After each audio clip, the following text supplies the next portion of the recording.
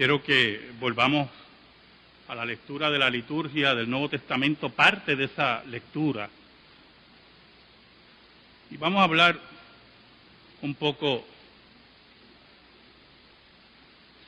de la importancia de mantener la fe a pesar de las circunstancias, mirando a la figura y el evento de Jairo y su hija. Para que Jairo se moviera hacia Jesús, tuvo que haber una reflexión en la desesperación. Porque Jesús era odiado marcadamente por el liderato religioso judío y Jairo no era un simple judío. En ese sentido, vemos cómo los títulos, los abolengos, las responsabilidades colapsan ante la enfermedad y aún más cuando la misma toca la fibra más profunda de nuestro corazón, que fue en el caso de la hija de Jairo. Es por eso que la construcción orgullosa del ser humano alrededor de sus títulos, alrededor de sus privilegios, nunca se sostiene ante aquel que controla la vida, la muerte, la salud y la enfermedad.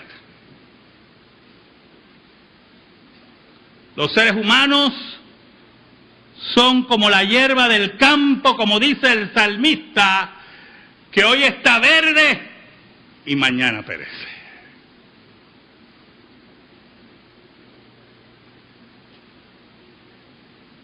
Pero si hay algo que doblega, que quebranta nuestro espinazo,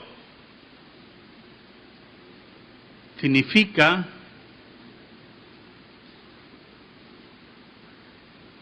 que Dios nos está guiando a algo muy importante. Oramos. Señor bueno, gracias te damos,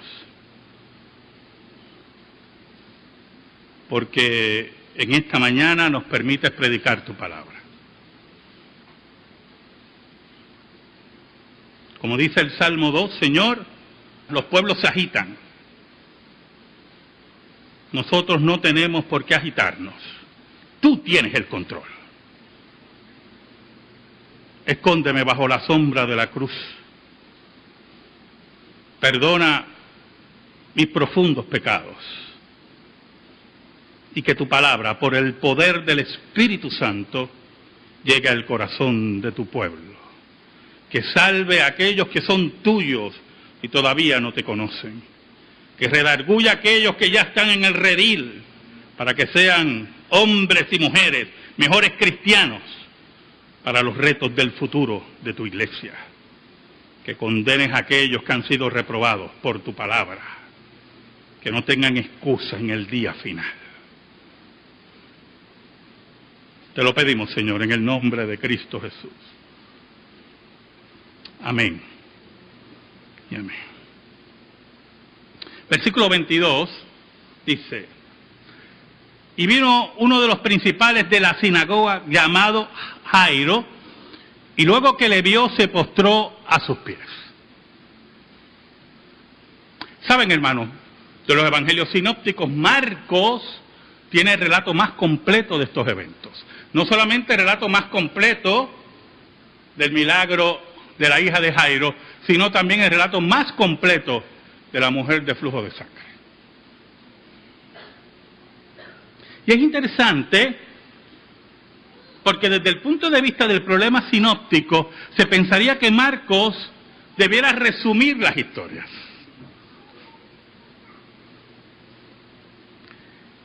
Y aquí no vemos esa práctica. Lo que sospechamos es que como Pedro fue testigo muy íntimo de este milagro, y Marcos recibe la información para su evangelio de Pedro, es que Pedro fue muy detallado, a tal nivel que asombró a Marcos, y Marcos quiso absorber cada detalle del evento. Lógico, son teorías, ¿verdad? Simples teorías, pero muy interesantes. Pero aún más, el versículo 22 te da a entender que Jairo venía desesperado porque buscaba a Jesús. Buscaba a Jesús. Trataba de identificarlo en medio de la multitud. Y para ir a Jesús, Jairo debió haber entendido y haber oído de la fama de Jesús. Y no dudamos que al principio del ministerio de Cristo, o al principio que escuchó de los eventos de Cristo, debió haberse unido a sus amigos religiosos y burlarse del maestro y burlarse de este carpintero de Nazaret.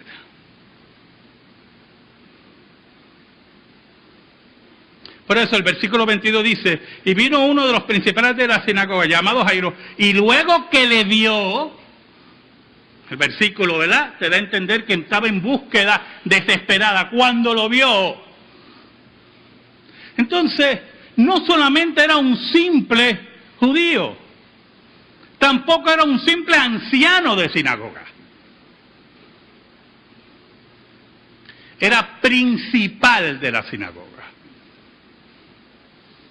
Era un hombre que estaba encargado, conjuntamente con otros, de velar que los cultos en la sinagoga se hicieran en el orden establecido.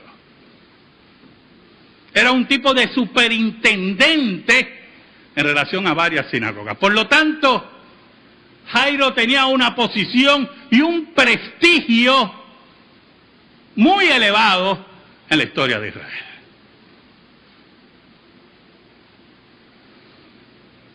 Pero había un problema. Su hija estaba enferma y la enfermedad de su hija era agonizante. Tenía la marca de muerte. Porque no todo el mundo que se enferma se va a morir.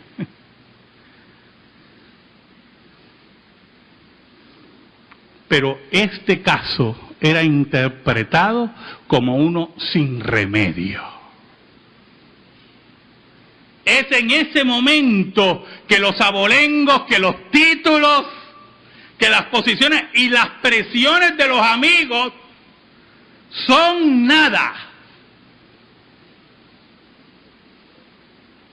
Porque yo me imagino, y usted se debe imaginar, y hay una casi corroboración más adelante, que sus amigos le habían dicho, pero tú, ¿qué vas a hacer? ¿Que vas a ir a dónde?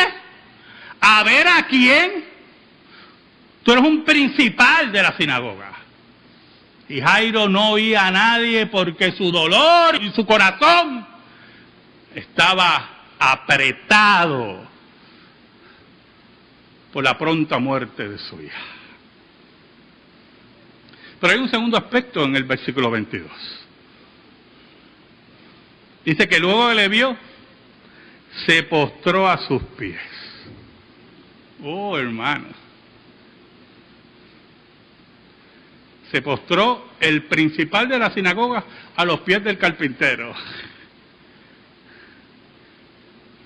El que era superintendente de cómo debía ser adorado Dios en la sinagoga y cómo debía ser el culto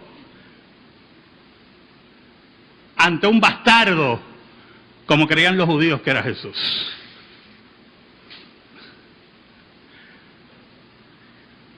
El dolor que dobla las rodillas, la confusión que nos hace rendirnos. No le importó la multitud, no le importó su posición, no le importó nada. Él tenía un dolor y una gran preocupación. Su única hija estaba agonizando. Pero había otra razón por qué se postraba. Había otra razón, hermano, y era muy importante. Jairo sabía que Jesús sabía cómo los judíos lo odiaban, principalmente los líderes religiosos. Y para la construcción teológica de Jairo, que es una construcción basada en la venganza personal, acercarse a Jesús, aquel que había sido atacado, aquel que había sido burlado, aquel que había sido rechazado,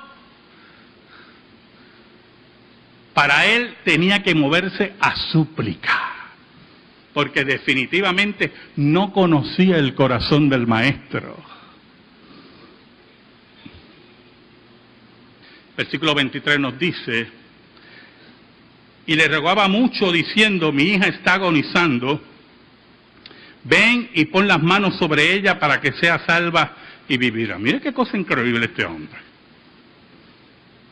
Él cogió toda su teología, hizo una bolita y la tiró por la ventana, ¿oyó? Tomó todas sus convicciones, hizo un paquetito y buscó el primer zafacón y las echó. Porque no solamente le pidió, ven a orar por mi hija, no. Pon tu mano porque yo sé que si tú lo haces, mi hija va a ser sana. Y eso habla de las conversaciones que habían entre los líderes judíos. Habla del corazón duro de los líderes judíos. Para que Jairo tuviera esa convicción, escuche bien, para que Jairo tuviera esa convicción, las conversaciones entre los líderes judíos se daban en el plano de que este hombre hace muchas señales, pero ellos no querían aceptar las señales. Es la manifestación de la blasfemia contra el Espíritu Santo que Cristo nos habla en Mateo. Él no negaba que Jesús tenía ese poder. Es la incredulidad hasta el epítome en el cual se niega ante las increíbles señales que Dios esté presente.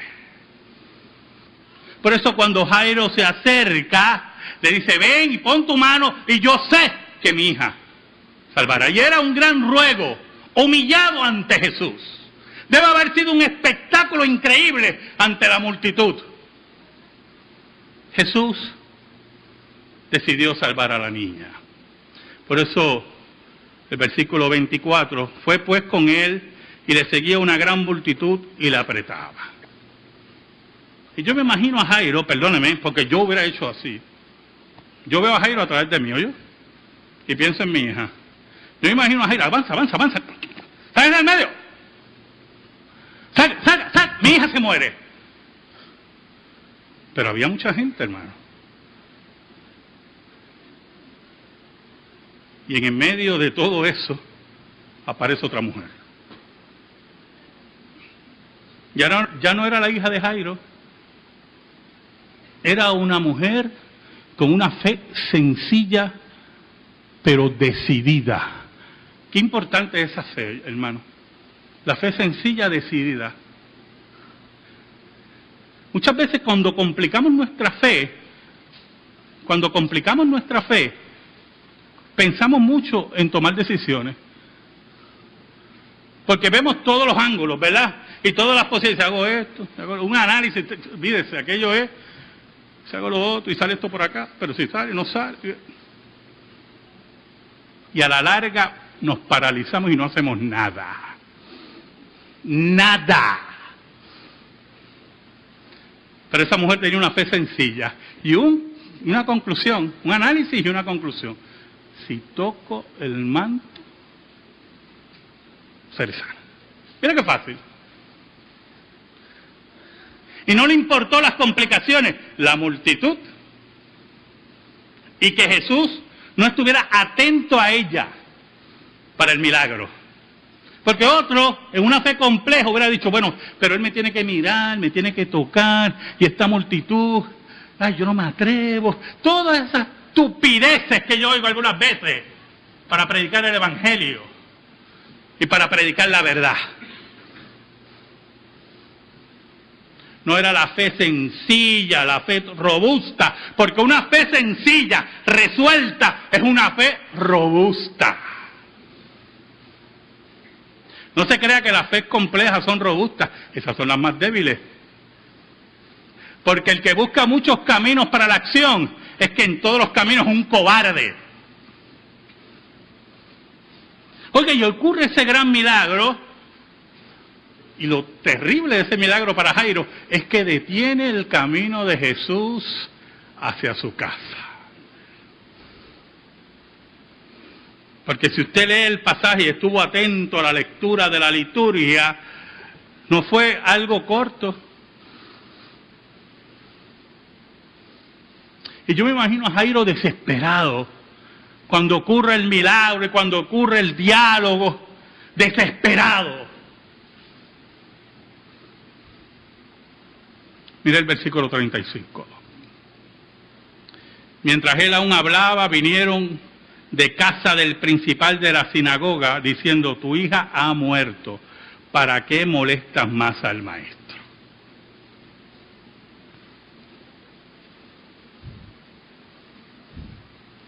¿Qué noticia? Ya no hay esperanza. Pero esa pregunta dice, tu hija ha muerto, ¿para qué molestas más al maestro? Hay una connotación en ella. Se acabó esto, sácanos de este lío. Tú acercándote a Jesús, humillando nuestra religión. Mira, ya no hay más nada que buscar. No molestes más al maestro. Es aquellos de la fe muerta. Son aquellos que no conocen a Jesús. Son aquellos que no afirman que el reino de Dios entre ellos estaba. Son aquellos que no conocen a Jesús como el dador de vida. Son aquellos que abrazaban la muerte como la falta de esperanza y el sin salida del ser humano.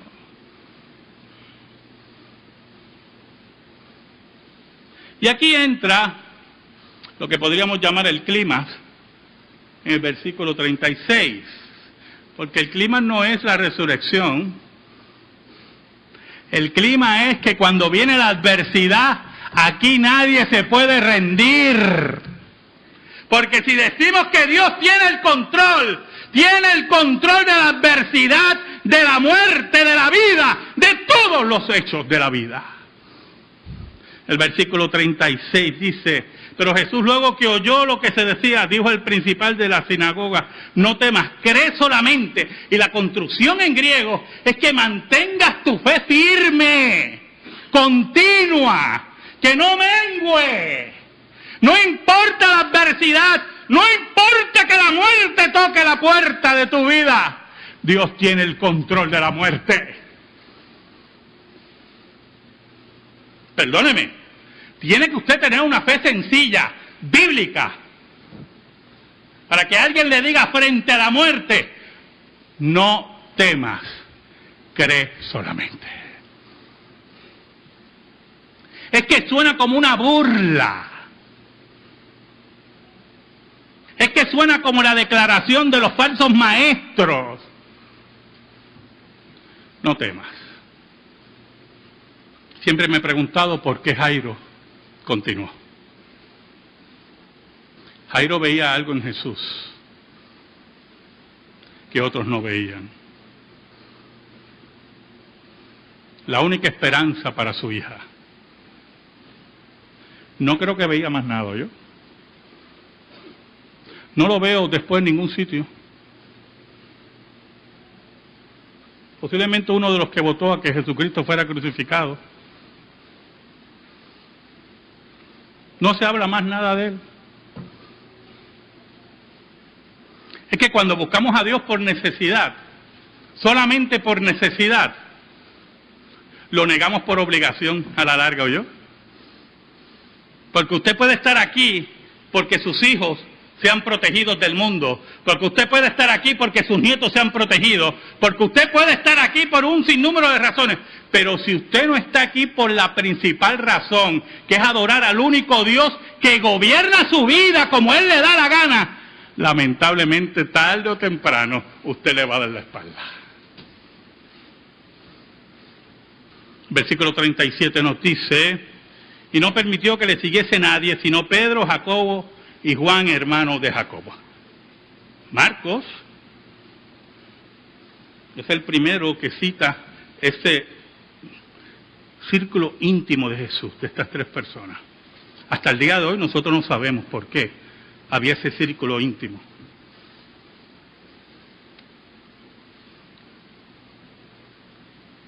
Pero lo interesante es que Jesús no dijo a nadie que lo siguiera. No quiero a nadie que me siga. Y nadie lo iba a seguir, hermano. Ya se murió. O sea, se está pudriendo ya allí. Es más, entiérranle ya se apesta rapidito. Nadie quería ver ningún espectáculo porque para ellos no había espectáculo. Ya la muerte había llegado y Jesús no tenía poder sobre la muerte. Qué equivocados estaban.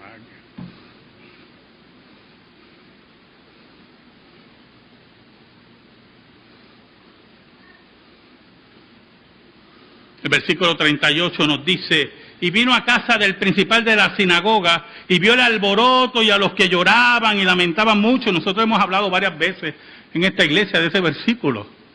Cómo se contrataban a las lloronas profesionales que iban allí a llorar, se vestían de negro y lloraban, muchachos, y se les salían lágrimas. Qué mucho llorón profesional hay en este país.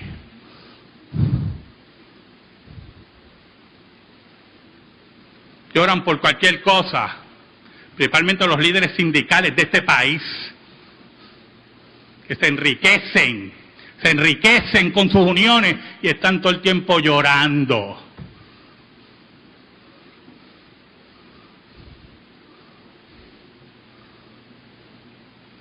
Oiga, pero es importante que sepa que esta escena, esta construcción de esta escena, era acompañada de alboroto, como dice ahí, de un alboroto profundo, pero se tenía que hacer rápido, porque el cuerpo tenía que ser enterrado rápido. En aquel tiempo no existía lo que hay ahora, las preparaciones de los cuerpos ahí para preservarlo, que usted lo tenga. Yo me acuerdo que en una ocasión en Santurce, un señor murió, su hija lo adoraba. No lo quería, lo adoraba, literalmente. Y ese señor, bueno, yo decía, cuando él vivía, cuando ese señor se muera, y yo era un niño, y yo decía, cuando ese señor se muera, esa señora se morirá. Así pensaba yo, imagínate, yo era un niño, porque era evidente cómo esa señora amaba a su padre. Se murió. Porque aquí todos nos vamos a morir, ¿oye? Oiga, no lo va a creer. Lo velaron en la casa de 7 a 8 días. Una cosa increíble. Entonces le pusieron un cristal encima. Bueno, aquello era un espectáculo digno de un dignatario político. Por cierto, vendía quiniela. Un datito aparte, ¿oyó? Por eso todo el mundo lo quería. Oiga, pero eso no se podía hacer en ese tiempo.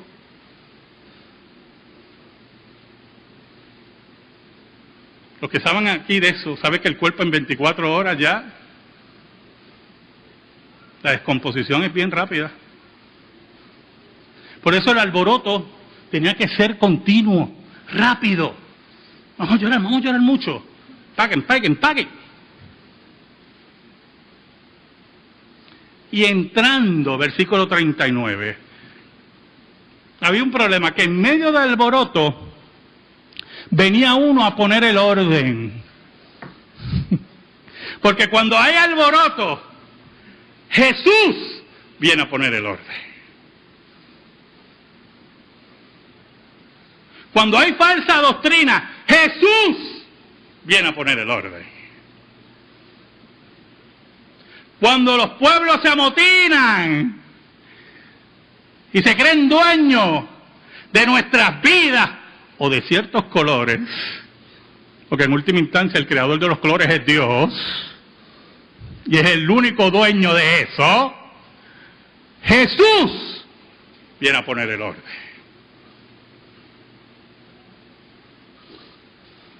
Y entrando les dijo: ¿por qué alborotáis y lloráis? La niña no está muerta, sino duerme. ¿Por qué tanto alboroto? ¿Por qué tanta confusión? Entonces Jesús recoge un diálogo, escoge una palabra que es de la teología del segundo templo. En la teología del segundo templo, donde se desarrolla el concepto de la resurrección de los muertos al final de los tiempos, se hablaba de la muerte, los judíos hablaban de la muerte como dormir. Hablando de la apariencia del muerto, porque las escuelas teológicas rabínicas afirmaban principalmente que había vida después de la muerte, en la teología del segundo templo.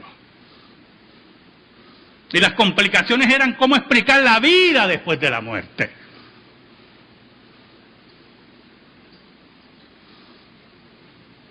Y Jesús recoge ese concepto del segundo templo, de la teología del segundo templo. Si no duerme. Por eso el versículo 40 dice: y se burlaban de él. ¿Sabe algo? En el original, burlar ahí no era risa callado, ¿yo? No era, pues mira esto, está un loquito aquí. No era así. En el original dice que se burlaban con humillación. O sea, que se reían en la cara de Jesús.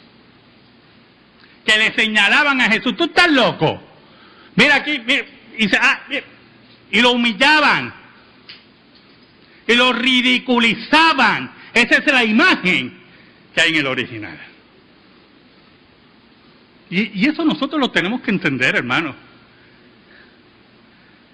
La fe que Dios le pide, que Jesús le pide a Jairo, esa fe firme ante la circunstancia, va a ser ¿qué? Humillada, ridiculizada, perseguida, pero es la fe triunfante de la iglesia, porque Dios es el que tiene el control de todas las cosas.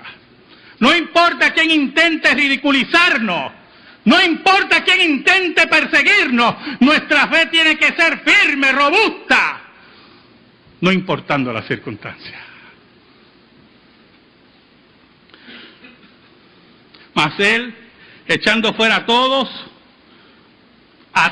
con la autoridad que tenía Cristo, tomó al padre y a la madre de la niña y a los que estaban con él, y entró donde estaba la niña. Lúgubre, hermano. Lúgubre. Toma un padre y una madre destruidos, un padre con una fe firme, con sus amigos, a entrar donde la niña está muerta. ¿Usted ha entrado en lugares donde hay un muerto? Porque yo he entrado. Cuando me llamaban: pastor, acaba de morir alguien en el hospicio, necesitamos que usted se mueva para acá. Y yo entraba en esos cuartos. Cuando ¿usted ha oído eso de olor a muerte? Eso es verdad. Lúgubre. Había un problema. Allí estaba Jesús. Allí estaba el Maestro. Dice el versículo 41, y tomando la mano de la niña, le dijo, Talita cumi. Marcos es el único que registra las palabras en arameo. Hay varias teorías para eso, no hay tiempo.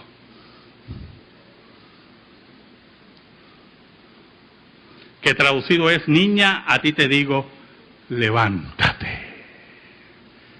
Allí estaba aquel que es el dador de vida, allí estaba aquel que no le importó que Jairo en un tiempo lo rechazaba y se burlaba. Allí estaba aquel que hacía las señales del reino, obedecía al Padre y hacía lo que tenía que hacer. Allí estaba aquel que odiaba la muerte, porque Jesús odiaba la muerte. Versículo 42 nos dice, y luego la niña se levantó y andaba, pues tenía 12 años. Una explicación interesante de Marcos. No estamos hablando de una niña, un bebé, estamos hablando de un adolescente. Por lo tanto, se puso de pie y empezó a caminar. Una aclaración interesante de Marcos.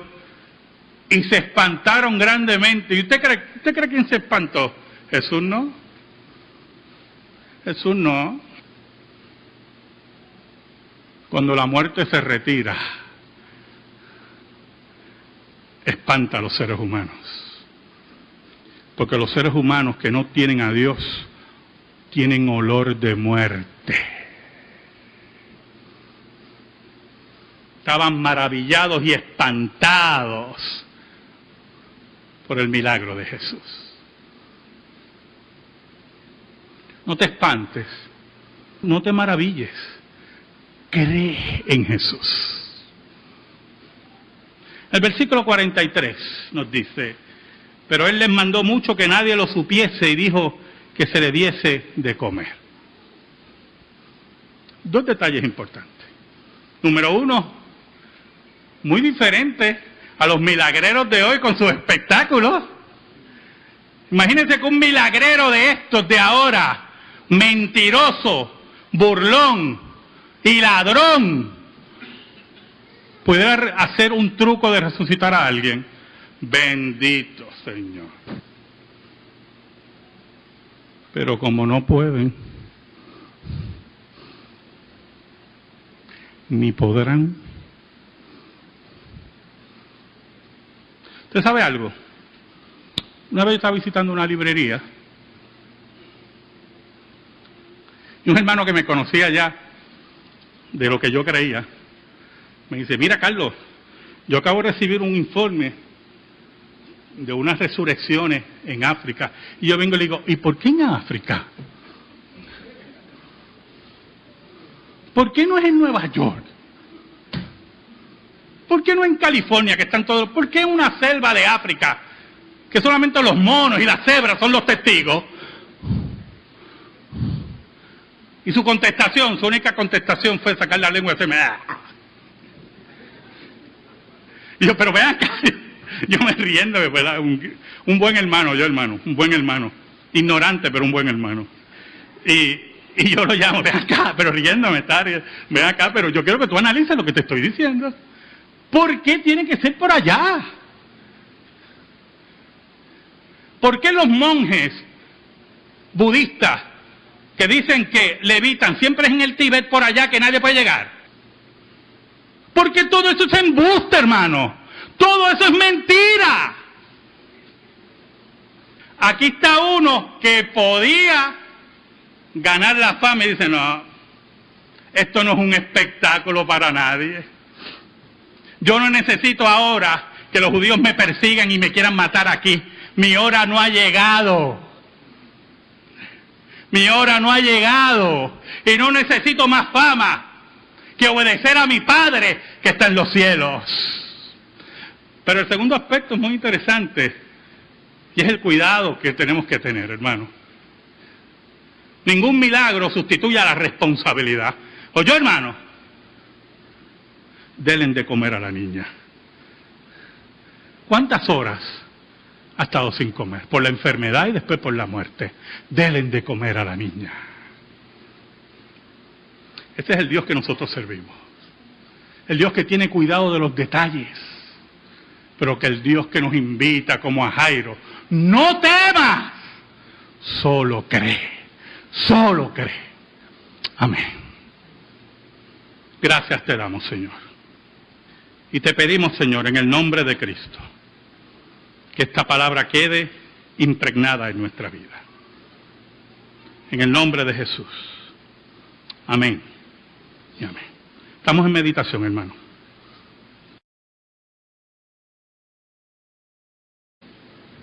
Era odiado marcadamente por el liderato religioso judío, y Jairo no era un simple judío. En ese sentido,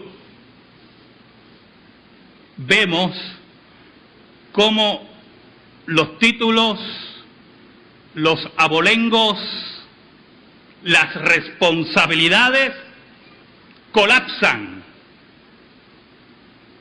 ante la enfermedad, y aún más cuando la misma toca la fibra más profunda de nuestro corazón, que fue en el caso de la hija de Jairo. Es por eso que la construcción orgullosa del ser humano alrededor de sus títulos, alrededor de sus privilegios, nunca se sostiene ante aquel que controla la vida, la muerte, la salud y la enfermedad. Los seres humanos son como la hierba del campo, como dice el salmista, que hoy está verde y mañana perece.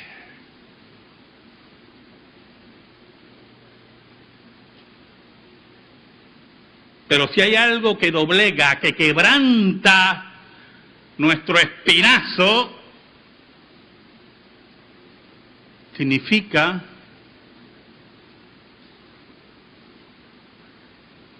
que Dios nos está guiando a algo muy importante. Oramos. Señor bueno, gracias te damos, porque en esta mañana nos permites predicar tu palabra.